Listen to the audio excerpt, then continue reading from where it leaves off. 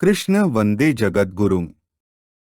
11वां अध्याय का 47वां और 48वां श्लोक। 11वां अध्याय का 47वां श्लोक। श्री भगवानुवाच मया प्रसन्नेन तवार्जुनेदं रूपं परं दर्शितमात्मयोगा तेजोमय विश्वमंतमाद्यन यन्मे त्वदन्येन न दृष्टपूर्वम्। ऊपर कहे गए श्लोकों का अर्थ है।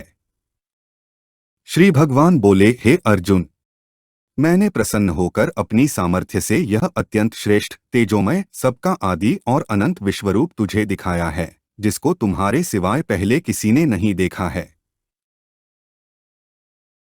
मया प्रसन्नेन तवार्जुनेद रूपं दर्शितम का अर्थ है, हे अर्जुन, तू बार बार यह कह रहा है कि आप प्रसन्न हो जाओ, तो प्यारे भैया, मैंने जो यह विराट रूप तुझे दिखाया है, उसमें विकराल रूप को देखकर तू भयभीत हो गया है, पर यह विकराल रूप मैंने क्रोध में आकर या तुझे भयभीत करने के लिए नहीं दिखाया है। मैंने तो अपनी प्रसन्नता से ही यह विराट रूप तुझे दिखाया है। इसमें तेरी कोई योग्यता, पात्रता अथवा भक्ति कारण नहीं है। तुमने तो पहले केवल विभूति और योग को ही पूछा था। विभूति और योग का वर्णन करके मैंने अंत में कहा था कि तुझे जहाँ की जो कुछ विलक्षणता दिखे, वहाँ वहाँ मेरी ही विभूति समझ। इस प्रकार तुम्हारे प्रश्न का उत्तर समय प्रकार से मैंने दे ही दिया था, परंतु वहाँ मैंने अपनी ही तरफ से यह बात कही कि तुझे बहुत जानने से क्या मतलब। देखने, सुनने, समझने में जो कुछ संसार आता है, उस संपूर्ण संसार को मैं अपने किसी अंश में धारण करके स्थित हूँ। दूसरा भाव यह है कि तुझे मेरी विभूति और योग शक्ति को जानने की क्या जरूरत है, क्योंकि सब विभूतियां मेरी योग शक्ति के आश्रित हैं और उस योग शक्ति का आश्रय मैं स्वयं तेरे सामने बैठा हूँ। यह बात तो मैंने विशेष कृपा करके ही कही थी। इस बात को लेकर ही तेरी विश्वरूप दर्शन की इच्छा हुई और मैंने दिव्य चक्षु देकर तुझे विश्वरूप दिखाया। यह तो मेरी कोरी प्रसन्नता थी, प्रसन्नता है। तात्पर्य है कि इस विश्वरूप को दिखाने में मेरी कृपा के सिवाय दूसरा कोई हेतु नहीं है। तेरी देखने की इच्छा तो निमित्त मात्र है। आत्मयोगात का अर्थ है, इस विराट रूप को दिखाने में मैंने किसी की सहायता नहीं ली, प्रत्युत केवल अपनी सामर्थ्य से ही तेरे को यह रूप दिखाया है। परम का अर्थ है, मेरा यह विराट रूप अत्यंत श्रेष्ठ है। तेजोमय का अर्थ है, यह मेरा विश्वरूप अत्यंत तेजोमय है। इसलिए दिव्य दृष्टि मिलने पर भी तुमने इस रूप को दुर्निरीक्ष कहा है। विश्वम का अर्थ है, इस रूप को तुमने स्वयं विश्वरूप, विश्वमूर्ते आदि नामों से संबोधित किया है। मेरा यह रूप सर्वव्यापी है। अनंत माध्यम का अर्थ है, मेरे इस विश्वरूप का देश काल आदि की दृष्टि से न तो आदि है और न अंत ही है। यह सबका आदि है और स्वयं अनादि है। यन्मे त्वदन्येन न दृष्ट पूर्वम का अर्थ है, तेरे सिवाय मेरे विश्वरूप को पहले किसी ने भी नहीं देखा। यह बात भगवान ने कैसे कही? क्योंकि रामावतार में माता कौसल्या जी ने और कृष्णावतार में माता यशोदा जी ने तथा कौरवसभा में भीष्म, द्रोण, संजय, विदुर और ऋषिमुनियों ने भगवान का विराट रूप देखा ही था।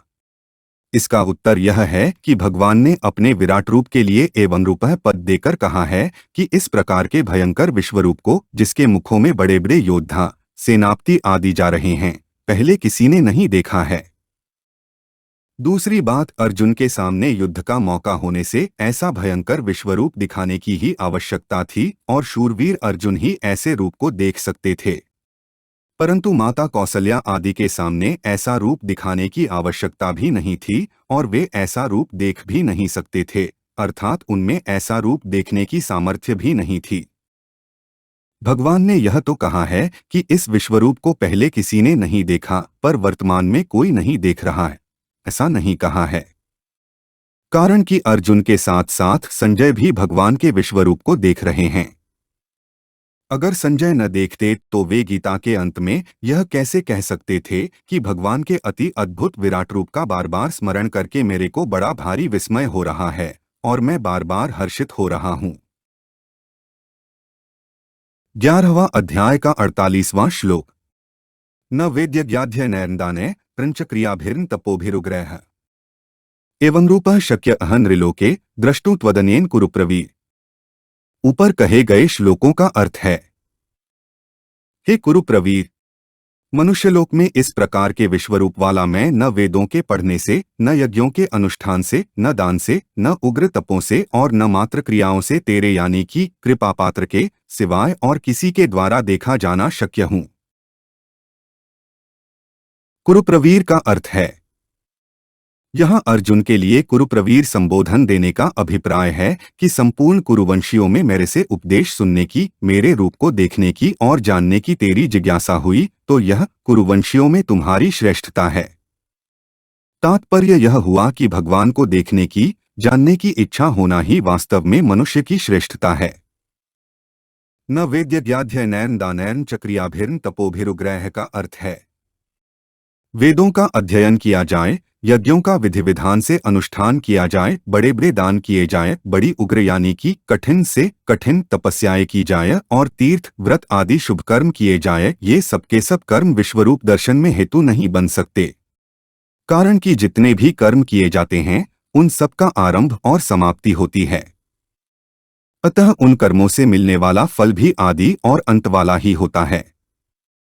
अतः ऐसे कर्मों से भगवान के अनंत, असीम, अव्यय, दिव्य विश्वरूप के दर्शन कैसे हो सकते हैं? उसके दर्शन तो केवल भगवान की कृपा से ही होते हैं, कारण कि भगवान नित्य हैं और उनकी कृपा भी नित्य है। अतः नित्य कृपा से ही अर्जुन को भगवान के नित्य, अव्यय, दिव्य विश्वरूप के दर्शन हुए हैं। तात्पर्य यह हुआ कि उनमें से एक एक में अथवा सभी साधनों में यह सामर्थ्य नहीं है कि वे विराट रूप के दर्शन करा सकें। विराट रूप के दर्शन तो केवल भगवान की कृपा से, प्रसन्नता से ही हो सकते हैं। तात्पर्य यह है कि इन वेद, यज्ञ, दान, तप और क्रिया आदि साधनों में से एक एक साधन विशेषता से बहुत बार किया जाए अथवा सभी साधन विशेषता से बहुत बार किए जाए तो भी वे सबके सब साधन विश्वरूप दर्शन के कारण नहीं बन सकते, अर्थात इनके द्वारा विश्वरूप नहीं देखा जा सकता। कारण कि विश्वरूप का दर्शन करना किसी कर्म का फल नहीं है।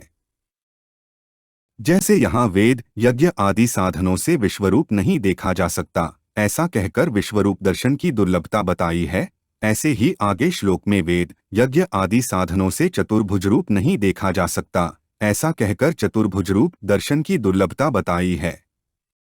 चतुर्भुज रूप को देखने में अनन्य भक्ति को साधन बताया है, क्योंकि वह रूप ऐसा विलक्षण है कि उसका दर्शन देवता भी चाहते हैं, इसलिए उस रूप में भक्ति हो सकती है। परंतु विश्वरूप को देखकर तो भय लगता है, अतः ऐसे रूप में भक्ति कैसे होगी, प्रेम कैसे होगा, इसलिए इसके दर्शन में भक्ति को साधन नहीं बताया है। यह तो केवल भगवान की प्रसन्नता से, कृपा से ही देखा जा सकता है। एवं रूपः शक्य अहनृलोके द्रष्टुं त्वदन्येन का अर्थ है, मनुष्यलोक में इन साधनों से तुम्हारे सिवाय मेरा विश्वरूप कोई देख नहीं। इसका अर्थ यह नहीं है कि इन साधनों से तू देख सकता है। तुम्हारे को तो मैंने अपनी प्रसन्नता से ही यह रूप दिखाया है। संजय को भी जो विश्वरूप के दर्शन हो रहे थे वह भी व्यास जी की कृपा से प्राप्त दिव्य दृष्टि से ही हो रहे थे, किसी दूसरे साधन से नहीं। तात्पर्य है कि भगवान और उनके भक्तों, संतों की कृपा से जो काम होता है वह काम साधनों से नहीं होता। इनकी कृपा भी अहेतुकी होती है। हमारे चैनल को सब्सक्राइब करें। अगर यह वीडियो आपको अच्छी लगी तो वीडियो को लाइक करें, वीडियो को अपने दोस्तों के साथ शेयर करें, अपने सुझाव हमें कमेंट करके बताएं। जय श्री कृष्णा।